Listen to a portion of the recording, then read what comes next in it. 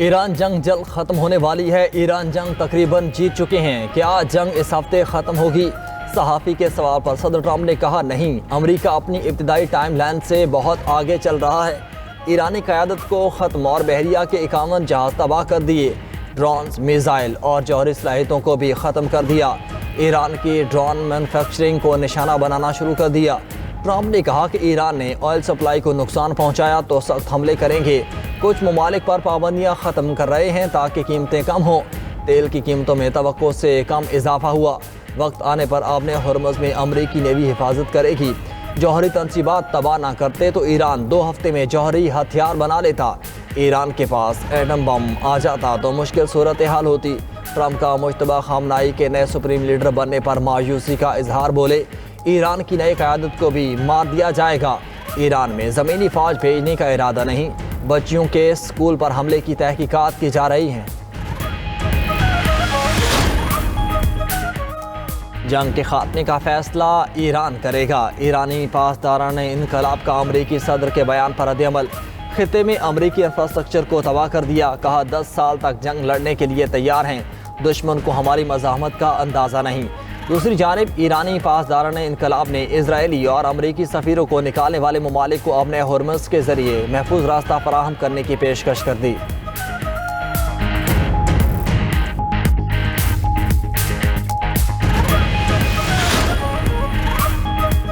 امریکی صدر کا ایران جنگ کے خاتمے کا بیان۔ عالمی منڈی میں تیل کی قیمتوں میں کمی۔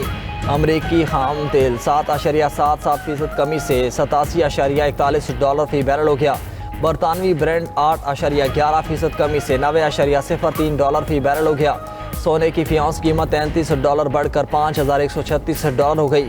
چاندی $2.7 اضافے سے $87.29 فی اونس ہو گئی۔ بٹ کوائن $1904 اضافے سے $69,180 ہو گیا۔ ایران کی آپریشن وعدہ صادق 4 کی 33ویں لہر جاری۔ 1 ٹن وزنی وار ہیڈز کے ساتھ تل ابیب پر خیبر شکن میزائل داغ دیے۔ بحرین میں امریکی بحریہ کے 5ویں فلیٹ بیس کو بھی نشانہ بنایا گیا۔ پاسداران انقلاب کے مطابق میزائلوں نے مقررہ اہداف کو نشانہ بنایا۔ بحرینی وزارت خارجہ کا کہنا ہے کہ دارالحکومت کی رہائشی عمارت پر ایرانی حملے سے 1 شخص جاں بحق اور متعدد زخمی ہو گئے۔ سعودی عرب کے علاقے الخرج پر ڈرون حملہ۔ سعودی وزارت دفاع کا کہنا ہے کہ شائبہ آئل فیلڈ کی جانب جانے والے 9 ڈرونز کو تباہ کر دیا۔ عرب میڈیا کے مطابق بغداد ہوائی اڈے کے قریب امریکی سفارت خانے کے لاجسٹک سپورٹ کیمپ پر بھی حملہ ہوا۔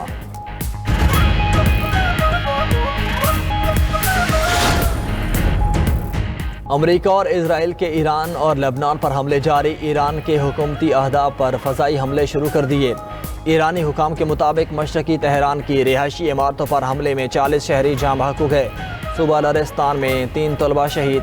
ایرانی شہر عراق میں ریلی پر حملے میں 5 افراد جاں بحق اور 1 زخمی ہوا۔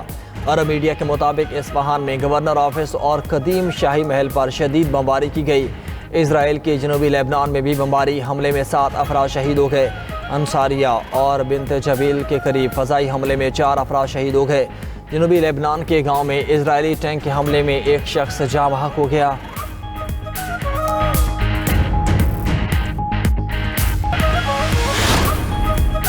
افغانستان سے دہشت گردی پوری دنیا کے لیے خطرہ ہے۔ اقوام متحدہ میں پاکستان کے مستقل مندوب عاصم افتخار کا افغانستان سے متعلق سلامتی کونسل کے اجلاس سے خطاب۔ کہا پاکستان محفوظ اور پرامن افغانستان چاہتا ہے۔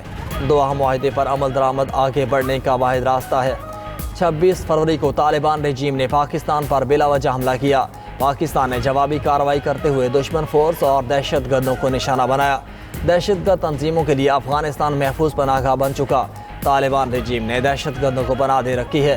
افغانستان سے آنے والے دہشت گردوں نے معصوم پاکستانیوں کو شہید کیا۔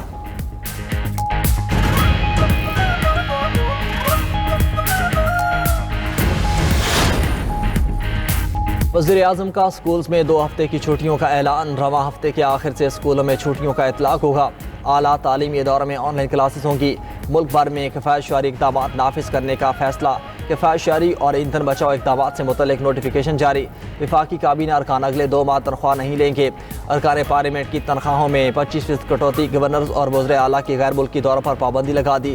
وزیر اعظم شہباز شریف کا قوم سے خطاب میں اہم فیصلوں کا اعلان۔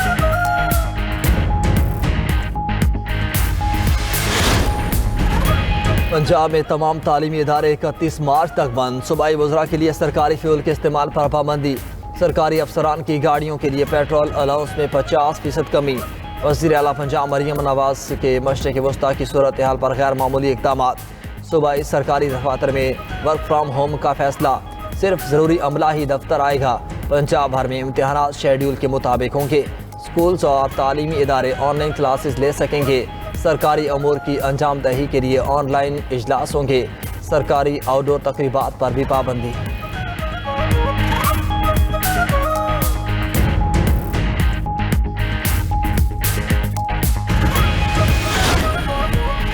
اور روسی صدر کا ٹرمپ کو ایران جنگ ختم کرنے کا مشورہ، ایران جنگ کے جلد خاتمے کے لیے ٹرمپ کو تجاویز بھی پیش کر دیں۔ ولادیمیر پوٹن اور ڈونلڈ ٹرمپ کے درمیان ٹیلی فونک رابطے میں خطے کی کشیدہ صورتحال پر گفتگو، آئل بحران کی عالمی صورتحال بھی زیر غور آئی۔ ادھر ایرانی صدر مسعود پزشکیان کا ترک ہم منصب طیب اردوان سے ٹیلی فونک رابطہ، ایرانی صدر نے کہا کہ خطے میں کشیدگی کم کرنے کے لیے تیار ہیں، ہمسایہ ممالک کی سرزمین ہمارے خلاف استعمال نہیں ہونی چاہیے، ترکیہ میں حملوں کی مشترکہ تحقیقات کے لیے تیار ہیں۔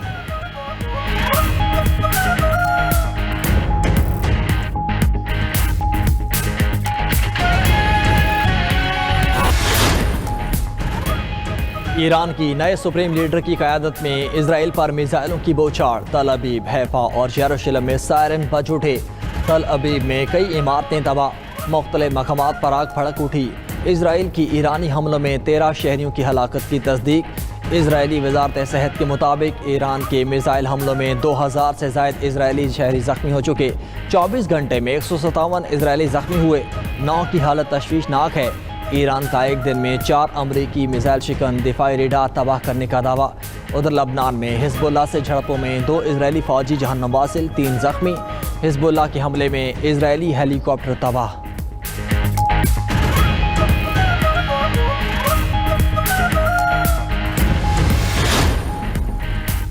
ایرانی حملوں سے امارات میں فجیرہ آئل انڈسٹری زون میں آگ بھڑک اٹھی، حکام کے مطابق آگ ڈرون کا ملبہ گرنے سے لگی، صورتحال کنٹرول میں ہے، انڈسٹری زون کی سرگرمیاں متاثر نہیں ہوئیں۔ ایرانی حملے میں امارات کی ٹگ بوٹ سمندر برد ہو گئی، عملے کے 3 افراد لاپتہ اور 1 زخمی ہوا۔ کویت کے سبیہ پاور اور واٹر پلانٹ میں آگ پر قابو پا لیا گیا۔ سعودی شہر خرج میں ڈرون حملے میں 2 افراد جاں بحق، بحرین کے جزیرہ سترہ میں ایرانی ڈرون حملے میں 32 افراد زخمی، بغداد ایئرپورٹ کے قریب امریکی سفارتی علاقے پر راکٹ اور ڈرون حملہ، عراق کے شہر اربیل میں امریکی فوجی اڈے پر ڈرون حملے کو فضائی دفاعی نظام نے ناکارہ بنا دیا، کوئی جانی نقصان نہیں ہوا۔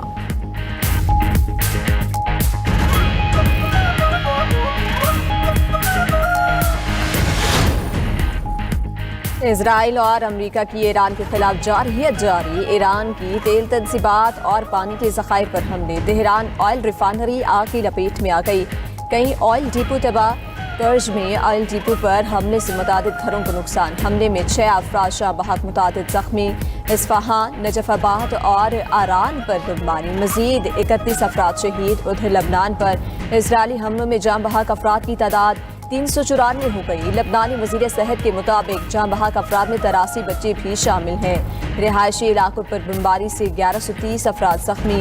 اسرائیل کا بیروت میں ہوٹل پر فضائی حملہ، ایرانی پاسداران انقلاب کی قدس فورس کے اہم کمانڈرز کو نشانہ بنانے کا دعویٰ، حملے میں 4 افراد جاں بحق، درجنوں زخمی ہو گئے۔ سعودی عرب کی ایک بار پھر ایران کو تنبیہ، حملے جاری رکھے تو کشیدگی مزید بڑھے گی۔ سعودی وزارت خارجہ کے مطابق دونوں ممالک کے تعلقات پر سنگین اثرات مرتب ہوں گے، کشیدگی بڑھی تو ایران سب سے زیادہ نقصان اٹھائے گا، جارحیت روکنے کے لیے ہر ضروری اقدام اٹھایا جائے گا۔ ادھر امریکی صدر ڈونلڈ ٹرمپ اور اماراتی ہم منصب شیخ محمد بن زائد میں ٹیلی فونک رابطہ، ایرانی حملوں اور خطے کی موجودہ صورتحال پر تبادلہ خیال، مستقبل میں باہمی روابط جاری رکھنے پر اتفاق۔